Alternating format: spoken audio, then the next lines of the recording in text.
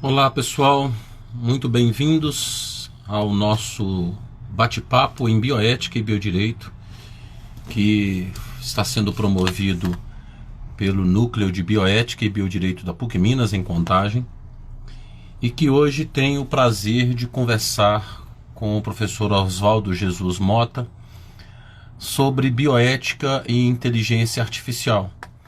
Eu estou vendo aqui que o nosso convidado já está online, só aguardando a confirmação para ele participar aqui da nossa live de hoje. Assim que ele nos der a confirmação, a gente já começa o nosso bate-papo. Avisando a todos que o nosso núcleo de bioética e biodireito, ele tem um bate-papo todas as quartas-feiras de assuntos relevantes que envolvem a bioética e o biodireito. Nós temos uma participação de vários doutrinadores que lidam com bioética e biodireito, e vamos ter participações também de alguns membros nossos da nossa comissão que vão estar aqui abrilhantando as nossas lives. Então hoje nós vamos conversar com o Dr. Oswaldo. Só estou aguardando o Dr. Oswaldo pedir aqui para participar online do nosso live. Doutor Oswaldo, eu acredito que o doutor deve sair novamente e entrar, e aí quando pedir para participar ao vivo, o doutor me coloca que eu autorizo o senhor a participar.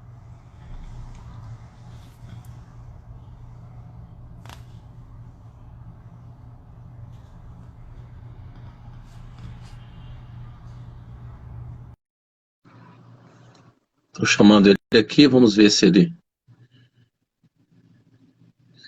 ele atende. Ok? Hoje o tema que nós vamos falar, pessoal, é bioética e inteligência artificial.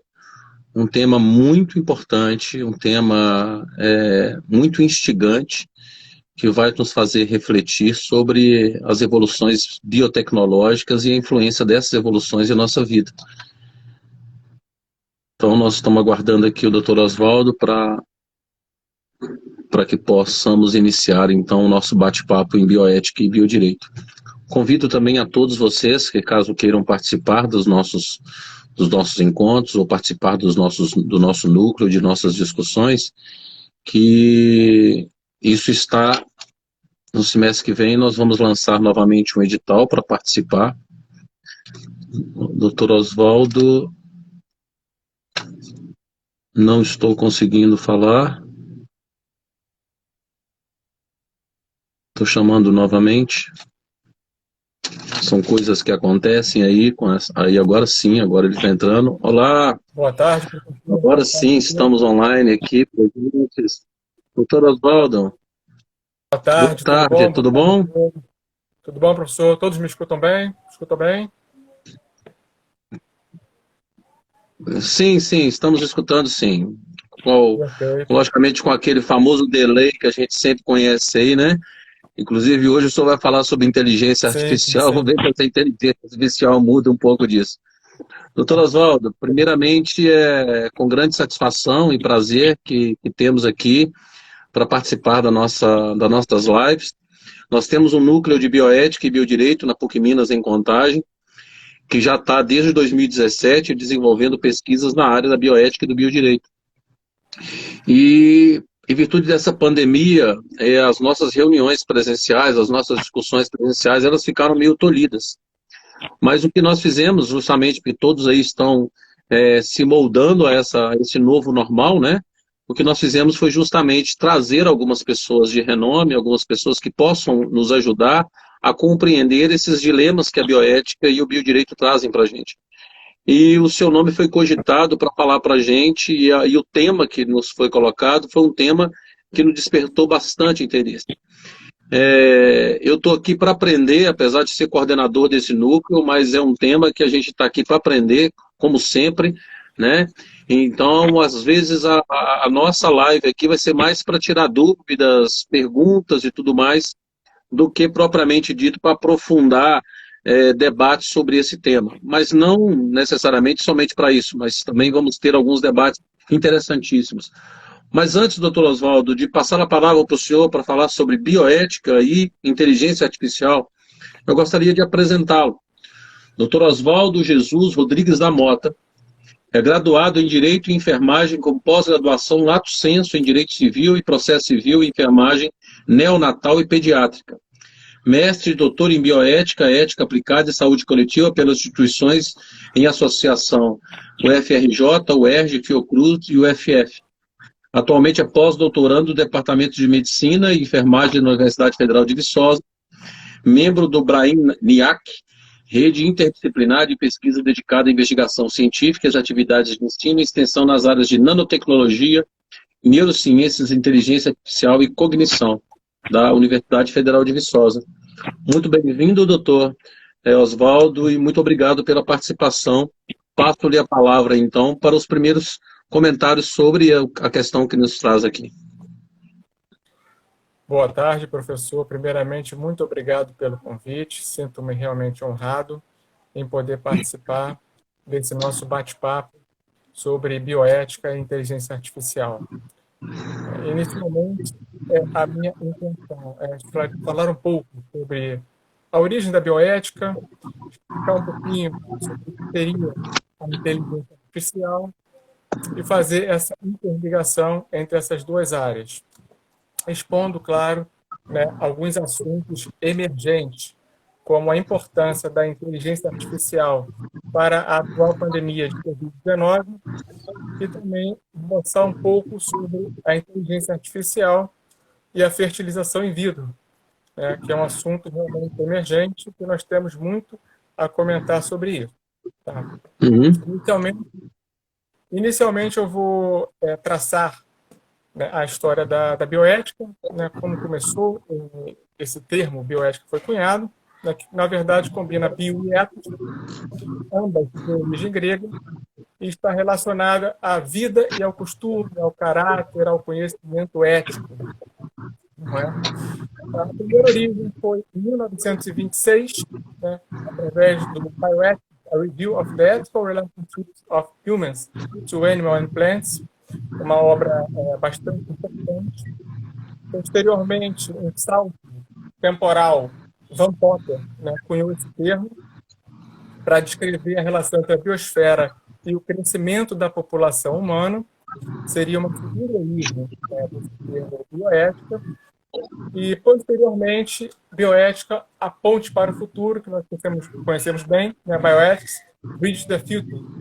A Potter é extremamente uma obra significante na área. Em 1970, uma terceira origem do termo bioética, também extremamente importante, através de Andrea Hellinger, que propôs esse novo termo de campo de estudo também. Então, nós temos aí algumas origens para chegarmos nesse termo bioética, que é um campo que aborda, digamos assim, experiências humanas, com a visão de diferentes campos de investigação da disciplina. Ou seja, são múltiplos caminhos que marcam a sua origem. Alguns experts no assunto traçam também essa importância da bioética no campo multidisciplinar. Outros autores ampliam essa avaliação da bioética para incluir moralidade de todas as ações que possam ter relação com a biotecnociência, incluindo, e agora aqui vamos entrar, engenharia genética, clonagem, genômica, proteômica, metabolômica, nanociências, nanomedicina, aprimoramento humano, extensão da vida, robótica e inteligência artificial, que trataremos um pouco mais à frente. Eu sei que o tempo que eu tenho para fala é relativamente curto, tá? Então eu estou aqui um pouco acelerando e tentando destacar os principais pontos. Tudo bem, professor? Sem problemas. Então, desde o passado, no surgimento da bioética, que diz respeito a essa tentativa de produção de respostas aos desafios surgidos ainda no século passado, nós temos que entender que o desenvolvimento tecnológico, ao longo do tempo, proporcionou novos questionamentos, né? De fato, até então, a bioética ela trabalhava com limites éticos para pesquisas desenvolvidas com participação de pessoas. Então, nós temos a partir de 1947, um documento muito importante, que é o Código de Nuremberg, ao qual se tornou um marco na história da humanidade, porque estabeleceu uma recomendação internacional sobre os aspectos éticos em pesquisa em seres humanos. Então, é um marco extremamente importante e que nós merecemos aqui destacá-lo, né? A Declaração de Helsinki também é extremamente importante para o surgimento, né, das éticas em pesquisas com seres humanos. E um passeio por essa história, nós temos também o Seattle Artificial Kidney Center, que tinha, né, uma importância com custos de tratamentos altos e terapêuticas experimental, tá? Então, nós temos um comitê formado nessa época que foi extremamente importante. Passando um pouco mais ao longo da história, nós temos casos como o primeiro transplante, né, de coração, nós temos outros aspectos históricos, né, extremamente importantes, como mudanças ocorridas em tratamentos ao longo do tempo, e o Congresso Mundial de Bioética, que também foi um marco extremamente importante, tá? Dando aí um salto para o presente, nós vamos falar agora dessa evolução da bioética, que tem por destaque pensar não apenas, né, nos conflitos atuais do início de vida, quando realmente começa, né, e o fim de vida, quando ele se dá, as pesquisas com animais, humanos ou não, questões bioéticas na educação, na saúde pública, no meio ambiente e na ecologia também. Então, nós observamos que é um campo de atuação bastante vasto, né, a bioética. Nós temos importantes reflexões a respeito e questionamentos novos, principalmente quando se fala em inteligência artificial. Tá? Uhum. Pois não, pode continuar, doutor. Perfeito. Em relação, né, à inteligência artificial, nós precisamos compreender primeiro como se deu esse início para que possamos fazer essa interligação entre a bioética e a inteligência artificial. Né? O que seria a inteligência artificial? Tá? Bom, a inteligência artificial é um campo relativamente antigo. Em 1950 já começaram os primeiros experimentos, tá, de um grupo de algoritmos que fossem capazes de auxiliar o ser humano a determinadas atividades. Nunca em substituição, mas que fizessem os trabalhos que o humano faz, né, durante algum tempo, num curto espaço de tempo.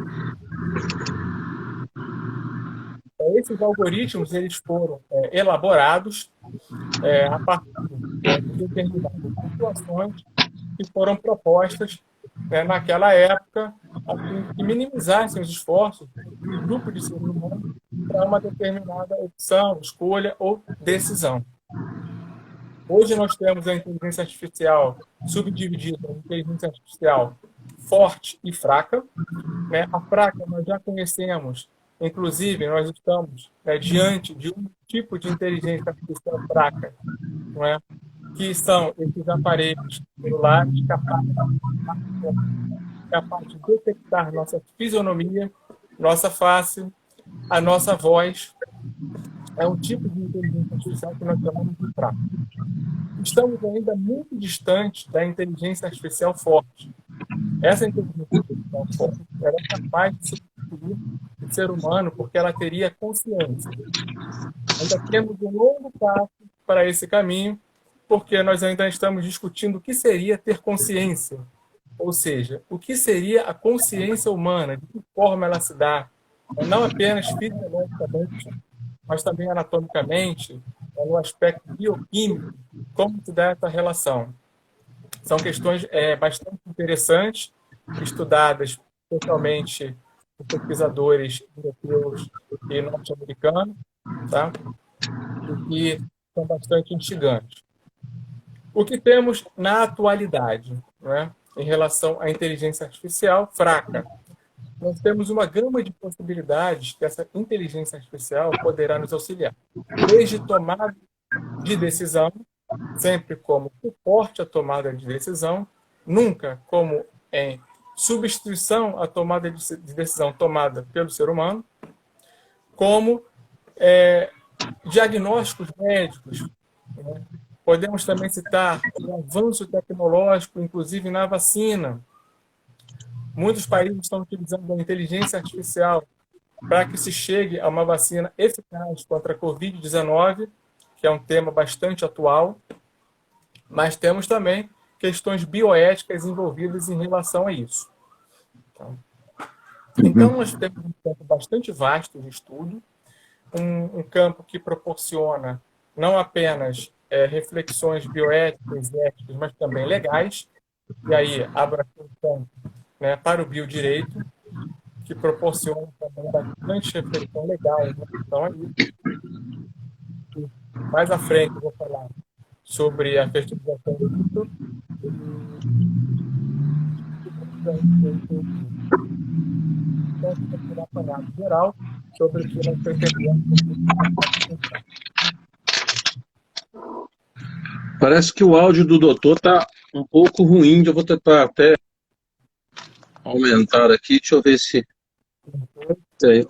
Deixa eu aumentar aqui o volume. Consegue me ouvir bem agora? Aumentei um pouco o volume. Sim, melhorou. Bem melhor. Né? Então, nós temos, para a fertilização in vitro, um conjunto de tecnologias baseadas em inteligência artificial que vão proporcionar algumas reflexões bioéticas, éticas e legais. O que significa essa aplicação? Bom, sabemos que em torno de 100%, né, da taxa relatada com o vírus ocorrem erros, segundo o nosso estudo recente. Então, embora existam diversos fatores que influenciem, como idade materna, qualidade do embrião, receptividade do endométrio, desafio da seleção não invasiva de maior qualidade do embrião, entre outros fatores, nós temos aí questões que a inteligência artificial, de certo modo, poderá contribuir para minimizar esses efeitos. No entanto, nós temos que, na atualidade do estudo, as células de embrião é capaz de identificar a normalidade, ou seja, através da inteligência artificial, de um ponto de vista cromossômico. E aí entram as questões bioéticas ao redor disso. De que forma será feita essa seleção? Quem vai elaborar os algoritmos que farão, né, essa seleção? De que forma, né, os outros embriões que não forem selecionados, né, serão descartados? Podemos considerar vida? Ou seja, nós vamos descartar vidas em prol de uma determinada seleção feita por um algoritmo que nós não conhecemos quem elaborou, não conhecemos a história de vida dessa pessoa, e aí nós temos que refletir bioeticamente em relação a isso. É uma das questões da fertilização in vitro, né, que nós temos que pontuar, que são de extrema importância, né, para a nossa conversa. Então, identificar padrões de qualidade em relação ao embrião que seja mais saudável ou que proporcione ao embrião maior chances de vida sem doença ou sem alguma patologia genética, não é? É uma das virtudes ou das benesses da inteligência artificial. Como sempre, nós temos que avaliar o lado bioético da história, não é?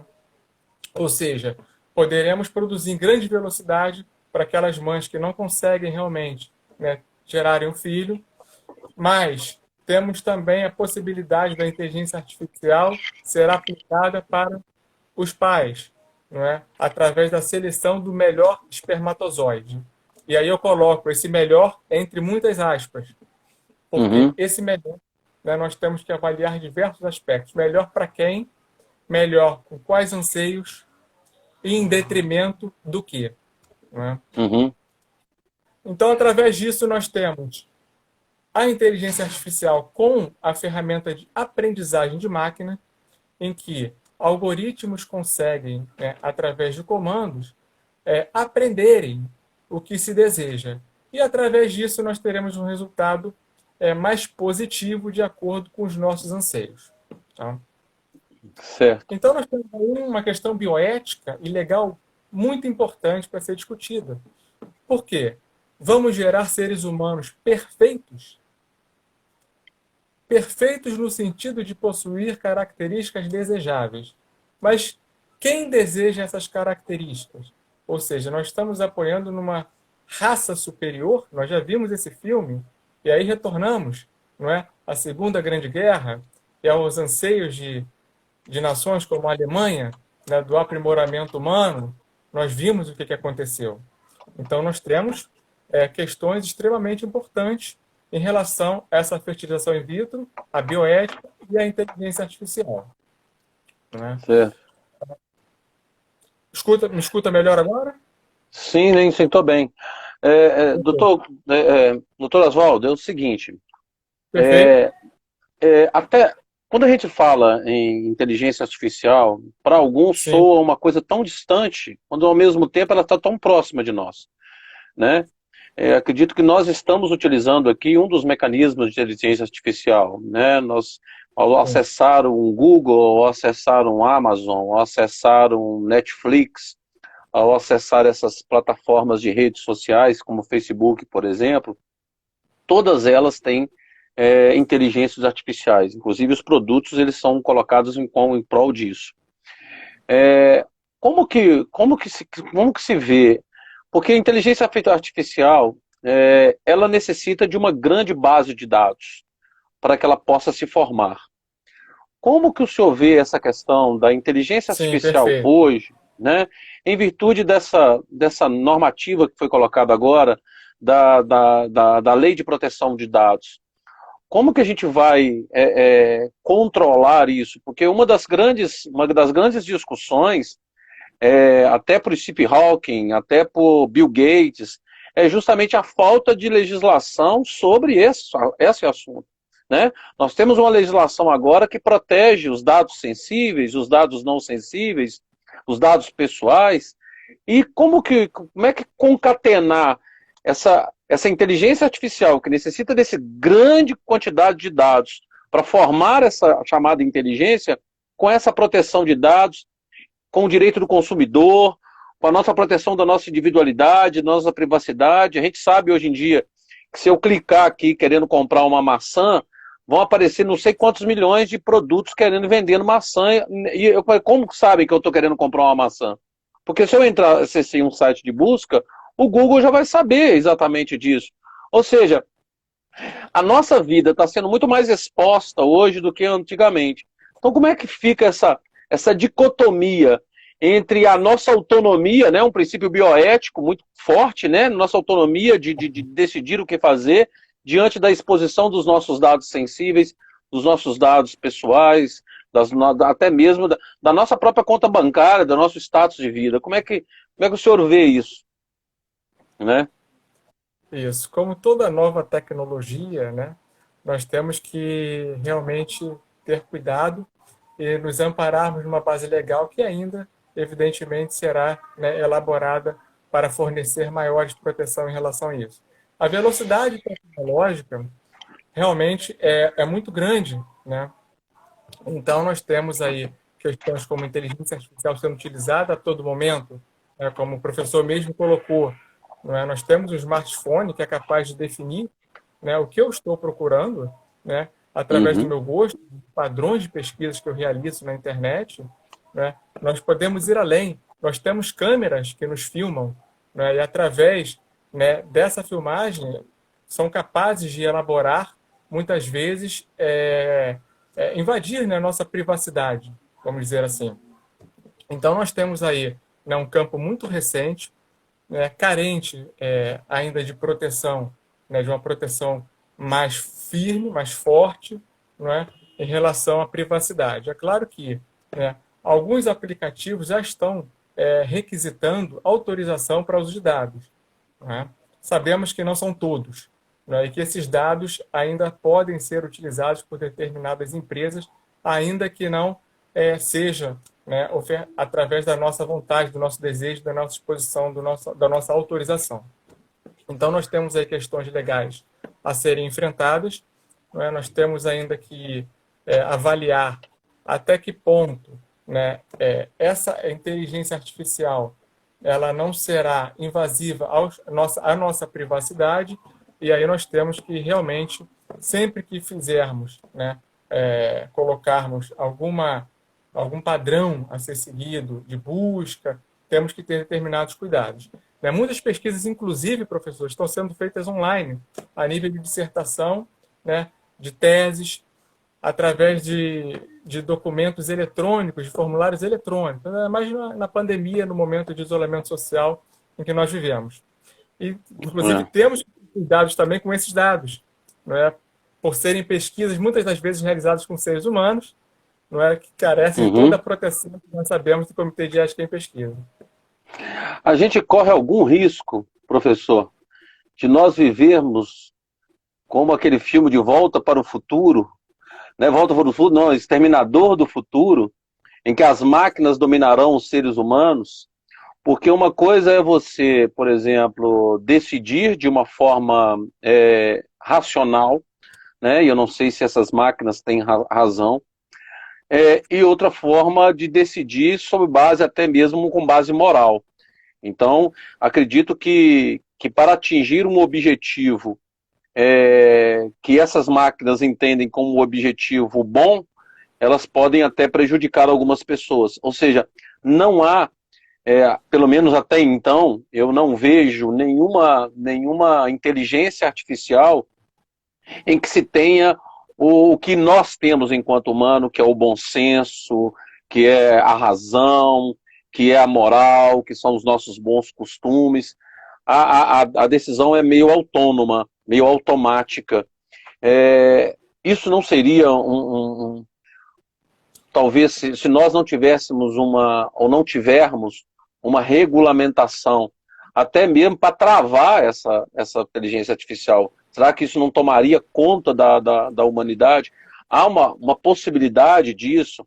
O senhor que é expert na área, tem alguma legislação ou alguma decisão a nível mundial sobre essas questões do uso dessa tecnologia artificial ou os limites do uso dessa tecnologia, dessa inteligência artificial? Não, a resposta é não, ainda não existe. O que existe na realidade são tentativas de proteção à vontade individual de cada pessoa, não é? Há limites de restrição quanto aos dados, né, e ao uso, né, de dados em relação à privacidade de cada um. Existe na Europa um movimento em relação à maior proteção, tá, do uso de dados através da inteligência artificial. Nós temos também que vislumbrar, foi ótima a sua colocação, porque trouxe à tona a questão da razão. Realmente não existe, né, através da inteligência artificial, uma máquina autônoma no estilo, né, do Exterminador do Futuro, como você bem colocou, professor. Ainda estamos muito distantes. A ficção científica está cada vez mais próxima, né, professor? Sim, claro. A gente que era da época lá da época do Guerra nas Estrelas, que a gente viu o Capitão Kirk lá fazendo telefone sem fio, a gente fala, será que isso algum dia vai existir? E nós estamos aqui fazendo um telefone sem fio aqui, com uma máxima tecnologia possível. Ou seja, cada dia mais o vislumbre daqueles produtores lá de Hollywood está cada dia mais presente na nossa vida, né? Sim, sem dúvida, sem dúvida. Mas quando falamos em razão, não é? Aí esse movimento ele se torna um pouco mais lento, não é, em relação à inteligência artificial. Justamente por essa complexidade que o professor colocou, não é? De ser um conjunto de emoções, de experiências de vida, não é, que somente os seres humanos, por hora, e aí eu pego um gancho na sua fala, possuímos. Não é? É claro que a inteligência artificial ela se utiliza de um conjunto de dados. Big Data. Isso, a Big Data. A grande questão é quem fornece os dados, não é? Isso. De que forma esses dados são obtidos, como ocorre a elaboração do algoritmo. Então, nós temos no direito, não é, algumas ferramentas que já são capazes, não é, de visualizar quantos processos existem para determinados juízes, em que se refere, né, os processos, né, pode fazer uma divisão por área, e até mesmo auxiliar ao juiz em determinado julgamento. Perceba o perigo, né? E, é claro, né, as benesses, as virtudes, né, em diminuição no número de processos para cada juiz, uma melhor distribuição. Isso tudo, claro, pode ser avaliado. Ó, eu vou além. Sentenças já estão sendo feitas. Sentenças. Com base em Sim, casos repetitivos, ok? Sentenças já estão sendo feitas. Numa percepção de que, se o caso é repetitivo, a sentença tem que ser a mesma. Lembrando em consideração que tem nuances em cada processo que diferenciam um sim, do outro, né? Então, sim, esse é um grande perigo. sim, Talvez a acomodação que as pessoas vão ter. Então se o computador julga melhor que eu, deixa o computador julgar. E aí os tribunais justamente, superiores é que vão resolver esse problema, né? Complicado. justamente, justamente. Então, eu estou colocando aqui justamente uma provocação para o senhor, não é? Que nós temos os prós e os contras, não é? Na área da Uhum. saúde, direcionando um pouquinho aqui para a área da saúde, né? Nós temos, né, ferramentas que são capazes de diagnósticos médicos já, com base em um determinado número, não é, de imagens, por exemplo, né? Um banco de dados com 10 mil raio-x, né, que apontam determinada patologia, não é? Então, com certeza, aquele banco de dados será útil para aquele determinado fim, não é? Ou seja, claro Certo? que sempre com avaliação do médico em relação àquele caso, nunca em substituição. Então, nós Uhum. temos também problemas relacionados a isso. Mas se um caso daqueles ali tiver uma nuance um pouco diferente, como no caso do direito, não é? Cada caso é um caso. Então, Certo? como você pode julgar 1000 casos, não é? Se cada caso tem as suas nuances. Então, nós temos aqui problemas a serem enfrentados. A inteligência artificial é uma ferramenta, não é, que chegou realmente para ficar. Nós não podemos negar isso. Só que nós temos que tecer, né, uma teia de proteção em relação ao uso da inteligência artificial e de que forma ela será utilizada de modo a não contrariar os interesses individuais e coletivos. O doutor acha que, eu não sei qual é a percepção, porque na minha percepção, acredito que acontecerá, de um desemprego em massa com base no uso da inteligência artificial. Muitas pessoas perderão emprego, principalmente de chão de fábrica, principalmente aqueles empregos mais mecanizados, né? Há uma preocupação grande na utilização da inteligência artificial e justamente na questão do desemprego. Eu estava até lendo aqui naquele Tech Tudo sobre a questão de inteligência artificial, porque Sim, todos os temas que chegam aqui, são temas novos, então temas interessantes, a gente começa a ler, começa a entender, e quanto mais a gente estuda, né, doutor, mais a gente tem dúvidas. Esse que é o bom da perfeito. bioética, esse que é o bom da bioética. Então até aqui, olha, de acordo com a empresa de consultoria e auditoria Pricewaterhouse, até 2030, robôs substituirão 38% das vagas de trabalho nos Estados Unidos, 30% no Reino Unido e 21% no Japão. Os setores de transporte, armazenamento, manufatura e varejo serão os mais afetados. Como que isso fica? Essa inteligência artificial que veio para contribuir, mas também para que alguns talvez a desgraça pela perda do emprego. Como é que se concatena isso aí dentro de um princípio de beneficência, né? Se cria uma máquina para beneficiar e ao mesmo tempo eu tenho a maleficência, aquela máquina vai causar prejuízo. E aí a gente utiliza um princípio utilitarista, ou seja, milhares de pessoas serão beneficiadas enquanto uma parcela será prejudicada e isso compensa, isso justifica o fato ou essa inteligência artificial. Como que o doutor vê essa questão? Excelente colocação. É uma grande preocupação, não é, em relação à perda de empregos que a inteligência artificial poderá ocasionar. né? Uhum. No entanto, nós temos o viés, né, contrário também a isso, que diz que serão criados novos empregos, Sim. consequentemente, empregos que vão exigir uma melhor qualificação do profissional, como, por exemplo, empregos relacionados, né, funções relacionadas à tecnologia, não é? Então, nós vamos ter um crescimento, tá, da exigência dessa qualificação do profissional para lidar com essa nova ferramenta, não é? Essa nova ferramenta tecnológica. É claro que isso vai gerar desemprego, não é? Principalmente em países em que nós temos dificuldades, tá, de qualificação profissional. Então, o que se já, né, estuda em relação a isso, que os países, né, de baixa renda sofrerão mais com a implementação da inteligência artificial, justamente por essa dificuldade no campo educacional e da qualificação. Uhum. Então, já problemas surgindo em relação à pandemia, não é porque algumas instituições de ensino estão optando por colocar um professor com 500 alunos em salas virtuais. Exato. Está acontecendo Então, muito. exatamente. Então, isso é uma preocupação que nós temos que observar e discutir a respeito. Até que E, pro, ponto, né, a é, tecnologia e a inteligência artificial irão interferir. e provas sendo elaboradas por robôs, né? Simplesmente provas sendo elaboradas.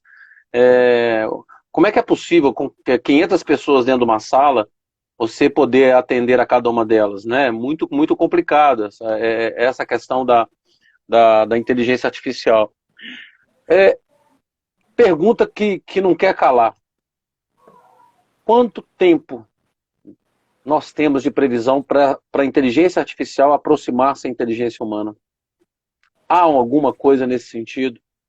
Há alguma perspectiva em que a inteligência artificial, daqui a pouco nós vamos ter um robô que eu entro dentro de casa, eu pergunto uma coisa para ele, ele sabe. Por exemplo, eu comprei uma caixinha de som que chama a Alexa, da Amazon. Então, Sim. que ela é muito interessante.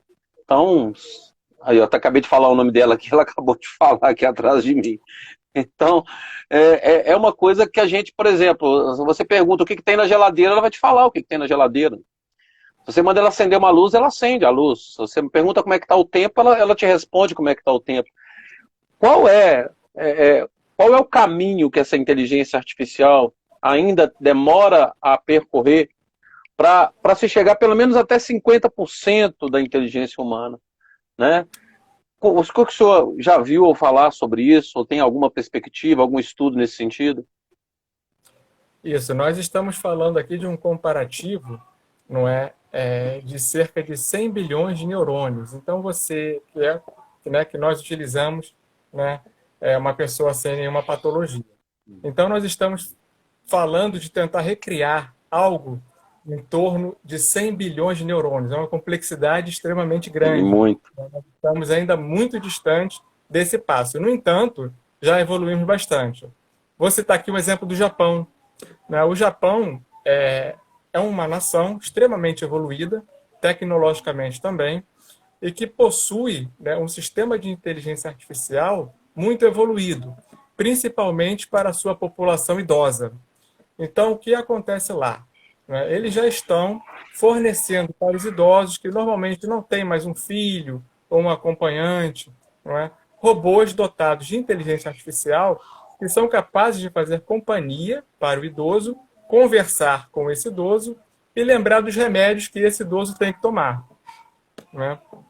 Então, nós temos aí um tipo de Alexa, né, bastante evoluído, tá? Não apenas na parte tecnológica, na parte interior, mas também na parte exterior. Então, Uhum.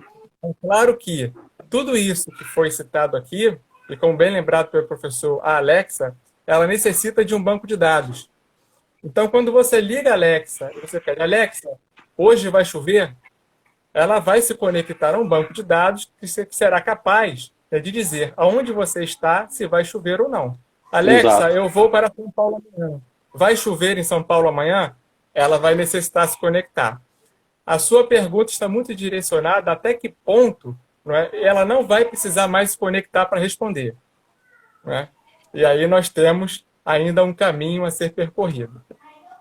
É, é, é complicado, porque ao mesmo tempo que ela facilita a nossa vida, né, a gente acaba ficando dependente também desse produto, né? O ser humano é bastante acomodado, né? Tudo a gente faz, toda a tecnologia que foi criada até hoje foi para facilitar a nossa vida. A gente criou carro para a gente ir rápido de um lugar para o outro. A gente criou avião justamente para a gente não ter que enfrentar a estrada. A gente criou uma cadeira para a gente poder ficar sentado, né? Criou um computador para a gente poder escrever melhor do que uma máquina de escrever. Então, tudo que a gente faz é para facilitar a nossa vida. É bom ter uma inteligência artificial que manda a gente, vai fazer um exercício, vai comer, né? Até para a gente poder entender sobre isso, porque senão tem até um desenho animado aí que as pessoas são tudo gordinhas, né? E fica no desenho animado ali, todo mundo gordinho, só teclando com os dedos. Por quê? Não precisa mais andar, não precisa mais caminhar, não precisa mais conversar com o outro. É tudo pela internet. Você vê hoje em dia numa mesa de bar, de repente ninguém conversa, está todo mundo ali no telefone. E tem gente falando um com o outro na mesa do bar pelo WhatsApp. Ou seja, não conversa, não tem mais. Né? Então a gente tem que...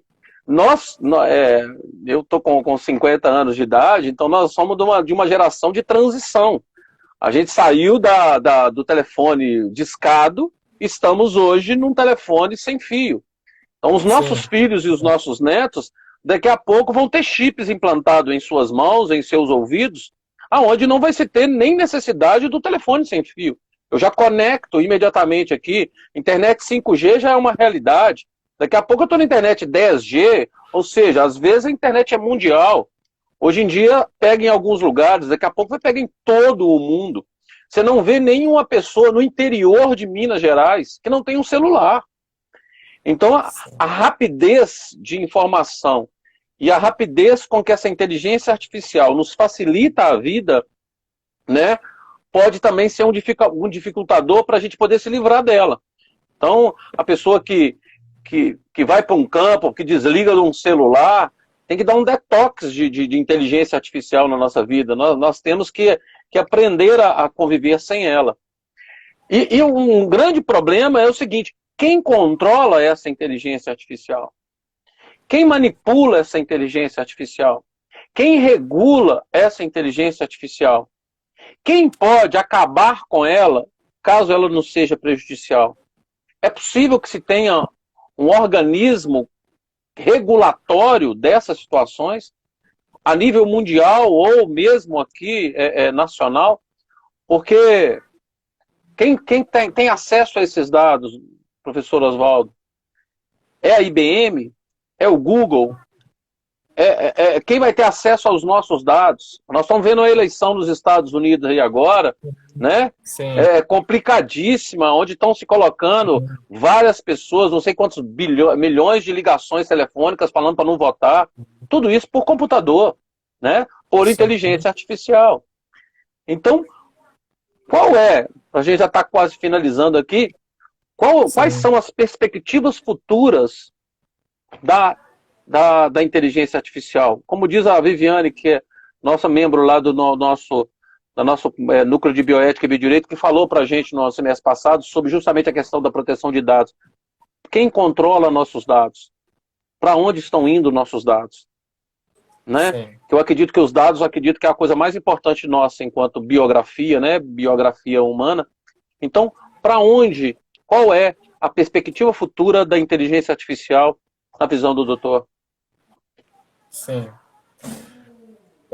Foi ótima, né, a sua colocação, professor, porque isso nos remete a um projeto de lei 21 de 2020, né, que estabelece marcos a respeito da inteligência artificial no Brasil.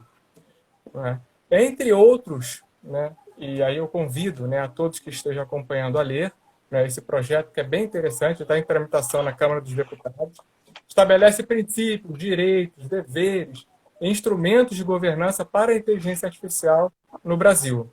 Né? Além do que garante o princípio da garantia de transparência, e aí eu entro na sua questão, da transparência desse uso de dados e de que forma ele será utilizado. Tá? É um projeto do deputado Marco do PDT, bem interessante, É claro que vai passar por diversas comissões e provavelmente emendas ocorrerão, tá? Então, ele prevê a figura do agente de inteligência artificial, que é quem desenvolve e quem implanta o sistema. Ou seja, para uma responsabilização futura, nós teremos que saber quem criou e quem implantou. E aí vou remeter, né, todos que estão acompanhando a um problema que aconteceu nos Estados Unidos em relação ao carro autônomo da Uber, não é? Que se envolveu em um acidente, pois ele não previu que uma pessoa atravessaria fora da faixa. Ou seja, ele atropelou essa pessoa, um carro autônomo. Quem responde? Não é? E aí nós estamos aí numa questão extremamente importante. Quem vai responder vai ser quem elaborou, quem implementou esse algoritmo, porque o carro não possuía motorista. Autônomo. Quem estava controlando o carro no momento, tá? Ou o dono da empresa que está gerindo aquele negócio. Então, precisamos de regulamentação em relação a isso. Então, esse projeto, né, no Brasil, ele veio para abarcar essas situações. Tá? Outra inovação desse projeto também, tá, é que ele descreve não apenas o que seria a tecnologia, mas também a sua ingerência no poder público. E aí prevendo também o uso de dados e a privacidade de quem vai utilizar. Então, é bem interessante. Então, nós temos todo esse conjunto de preocupações, por ser uma área muito nova, muito recente, e que merece esse debate que nós estamos tendo aqui.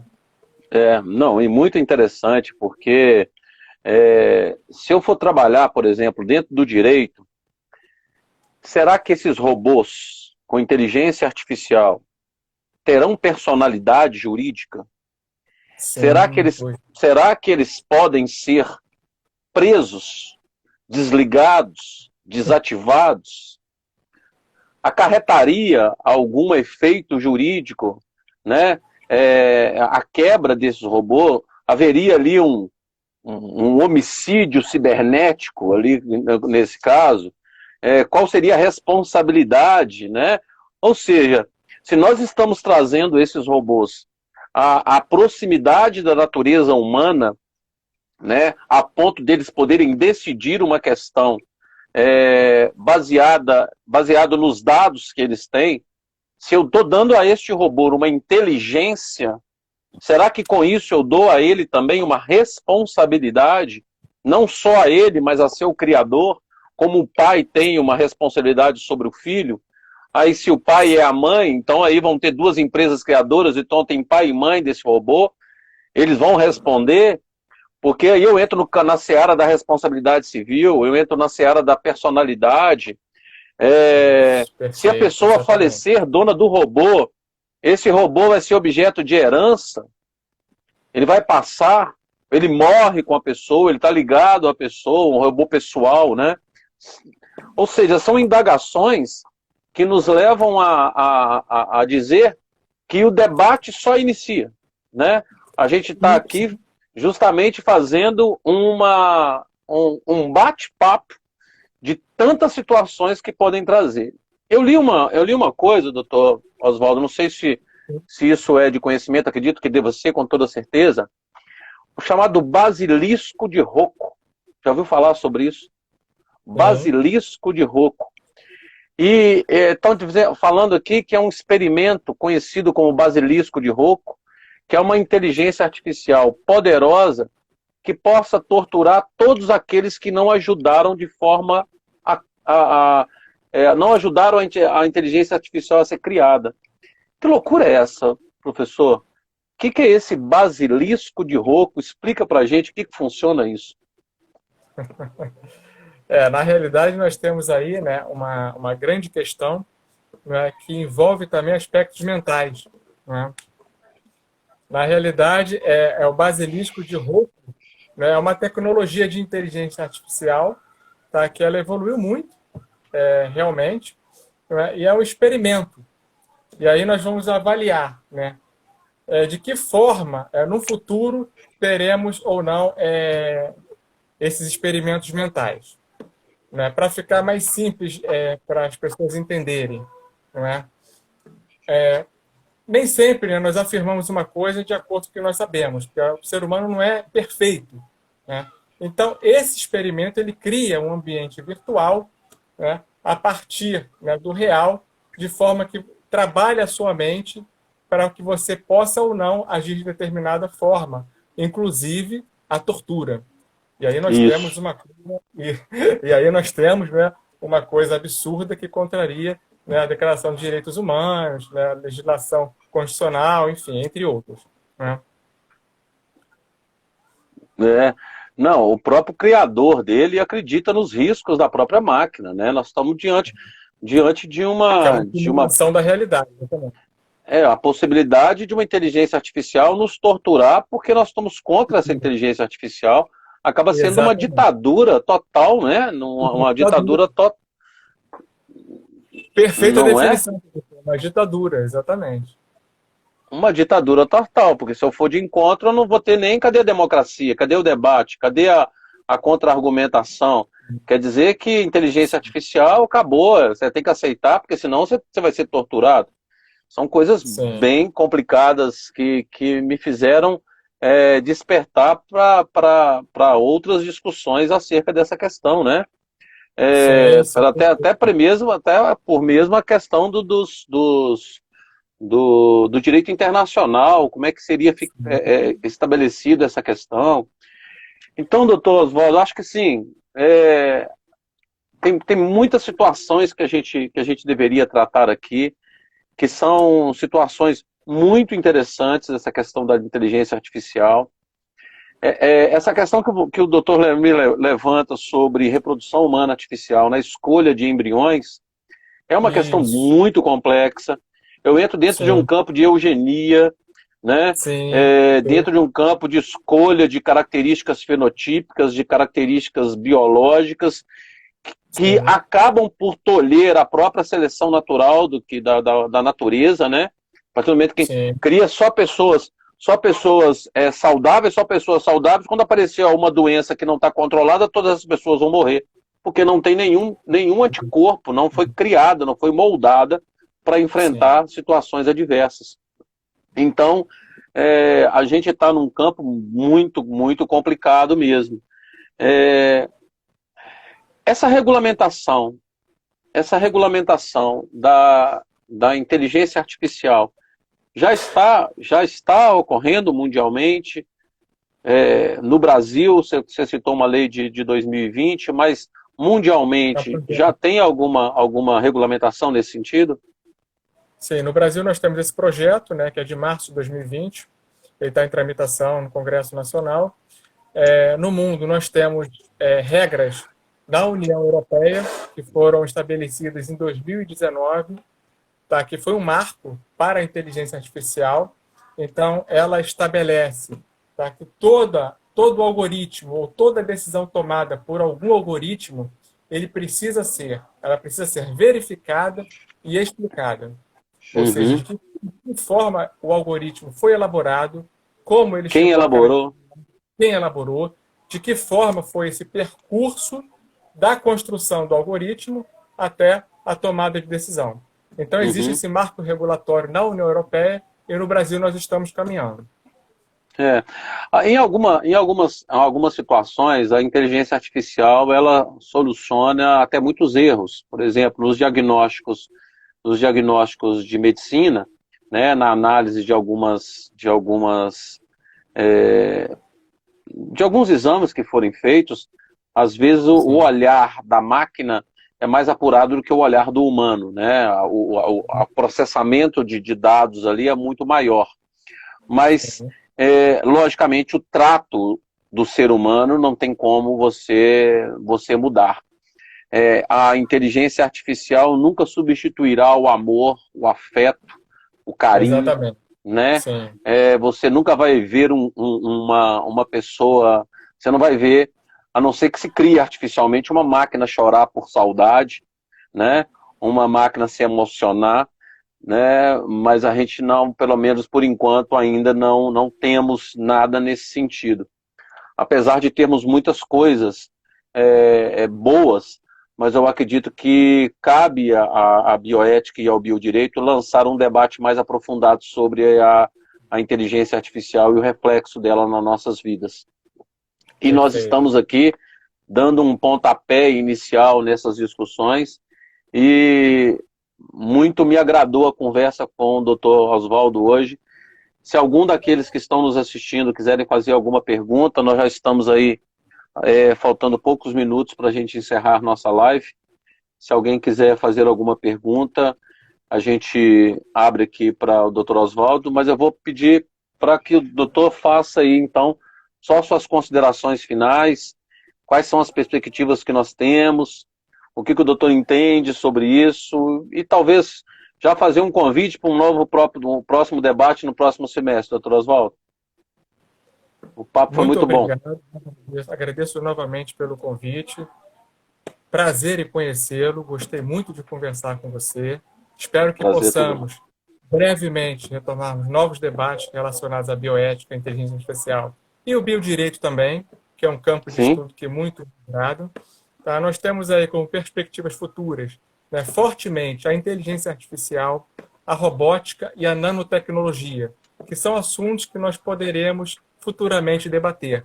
São assuntos bastante que requerem, né, umas reflexões bem interessantes. E nós também temos a ética e a astrobiologia, né, que são assuntos bastante também que proporcionam essas reflexões nossas, não é? Então, muito obrigado mais uma vez, agradeço a participação de todos, e se alguém tiver alguma pergunta ou colocação, por favor, estou aqui para responder.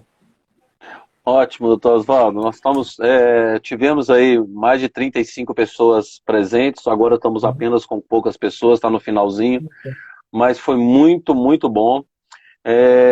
Eu quero parabenizá-lo por tudo. Lógico, vamos trabalhar sobre essa questão da ecoética, da questão essas novas perspectivas éticas que nós temos, né? Convido o doutor a participar, nós vamos agora como ouvinte da nossa próxima live, que é a professora Maria de Fátima Freire de Sá. A professora Maria de Fátima, ela vai falar sobre útero de substituição como negócio jurídico existencial. Então fica um convite para você e para todos que nos assistem, para que no dia 11/11, também no mesmo horário, a gente possa debater. E eu quero, doutor, simplesmente chamá-lo aqui para que no semestre que vem a gente possa conversar de novo. Que eu acho que o papo foi muito enriquecedor, também gostei demais desse bate-papo. Trouxe para nós aqui uma abertura de portas aqui, de vários temas que nós podemos desenvolver na bioética, principalmente na concatenação entre essa inteligência artificial e a personalidade jurídica do ser humano e os reflexos disso no direito, que seriam muito interessantes de serem tratados. Mas o tema aqui, a gente coloca assim, aquela pontinha de interesse para a gente poder justamente investigar. Que a bioética nada mais é que o campo do debate multidisciplinar, o campo da discussão. Então nós temos aqui justamente isso, é o bate-papo mesmo, principalmente com pessoas com expertise como o Dr. Oswaldo, que muito nos abrilhanta aqui no nosso núcleo de bioética. Professor Oswaldo, eu novamente agradeço. Como já está no final da nossa live, eu me despeço e peço em nome da nossa núcleo que o senhor esteja conosco no semestre que vem. Ok? Muito obrigado, um forte abraço, saúde e paz para você e família. Muito obrigado. Valeu, muito obrigado, gente. Um abraço. Um abraço, doutor. Até logo. Tchau, tchau.